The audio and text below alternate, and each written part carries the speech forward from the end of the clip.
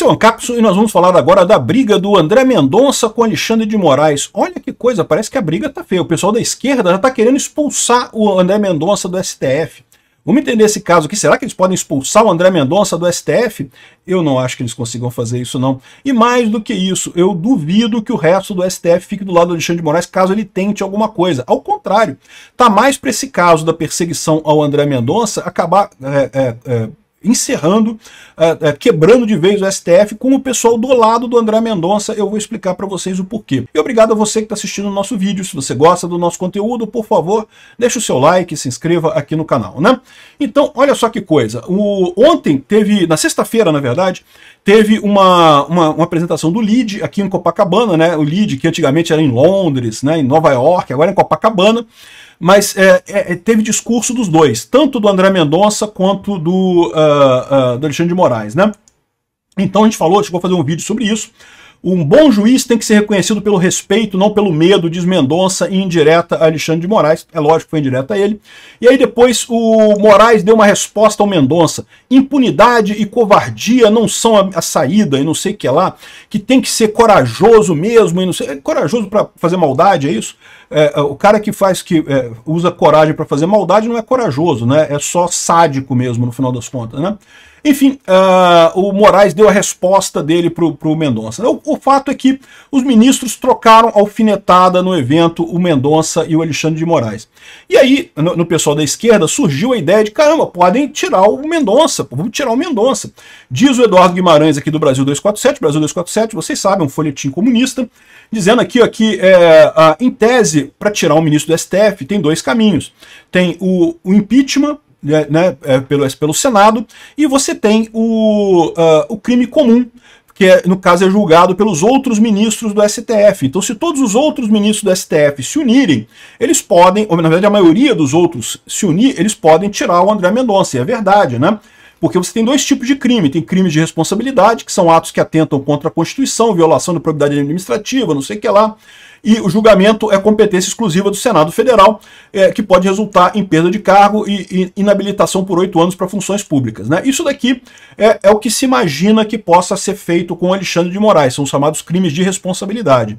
Agora, um ministro do STF pode, em tese, cometer um crime comum. Imagina se o Alexandre de Moraes, sei lá, dá um tapa em alguém no aeroporto de Roma. Isso é agressão, é um crime comum, né?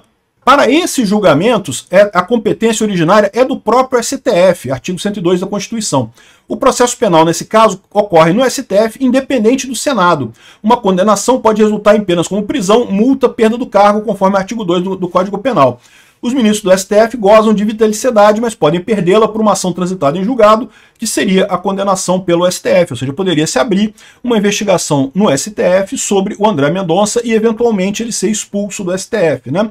E aí eles falam aqui, não, porque olha como o André Mendonça votou tendenciosamente a favor de Bolsonaro e seus aliados, um monte de votos que eles não gostaram do André Mendonça aqui e também do Cássio Nunes, não, que tem que expulsar os bolsonaristas e coisa e tal. E olha só, eu acho que sinceramente o Alexandre de Moraes certamente quis dar um recado tanto para o Gilmar Mendes quanto para o André Mendonça, né? Ficou evidente isso. Aquele relatório da PF, né, mencionou de propósito o nome do Gilmar Mendes e do André Mendonça.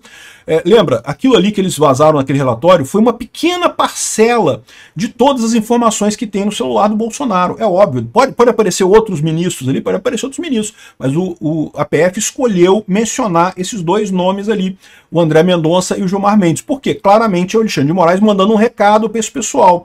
O Alexandre de Moraes está se sentindo isolado no STF, está cada vez mais isolado e está preocupado com essas movimentações no STF. Ele está fazendo uma ameaça. É por isso que o André Mendonça falou aqui, que um bom juiz é reconhecido pelo respeito, não pelo medo.